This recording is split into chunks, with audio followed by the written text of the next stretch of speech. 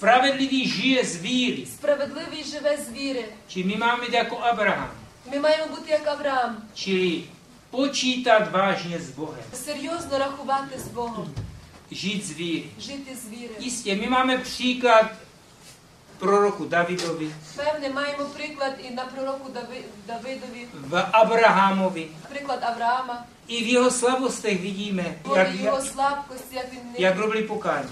Але бачимо те, як він робив покаяння. My máme příklad, především písmo svaté nám dává příklad na apoštolu Pavlovi.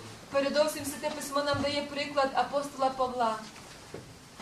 Skrze jeho listy Через його листи i skrze dějání apostolů і через діяння апостолів. je nám ukázaný model, bych řekl, takového pravdivého křesťana. Нам показаний модель правдивого християнина. On má charizmata, Він має харизми, on mluví v mluvách, on prorokuje, говорить мовами, пророкує, ale to není to hlavní. але то не є те основне.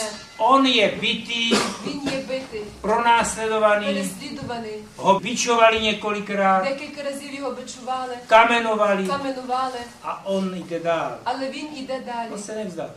Не здається. Až nakonec mu useknou hlavu v Římě. А в кінці йому відсікають голову в Римі. Či on je skutečně svědkem Ježíšova. Він дійсно є свідком A Ісуса. to je podstata celého А křesťanství. це є суть цілого християнства. Až na vás zejde Duch Svatý, budete mojimi svědky. Коли на вас зійде Святий Дух, то будете моїми свідками. Není podstatou, jestli budeme mluvit v mluvách, nebo prorokovat, nebo konat já nevím, nějaké divy a zázraky. Не основне, що ми будемо говорити в мовах, пророкувати, чи будемо творити якісь чуда і дива. No to můžeme robit. Це можемо A když mu робити. nám to dá, tak to robme. І як Бог нам це дасть, то робім це. Ale to není podstata. Але то не є те основне. Podstata je svědčit o Ježíši. Основним є свідчити Ісуса. To znamená, že abychom o něm svědčili, А щоб ми про нього свідчили, musíme s ním žít. то мусимо жити з ним. No musíme prostě se mu umět denně podívat do obličeje. Мусимо щодня вміти подивитися йому до обличчя. Či pro nás je ta škola, když my se postavíme pod Kristův kříž. Школою для нас є те, коли ми стаємо під Христовий хрест.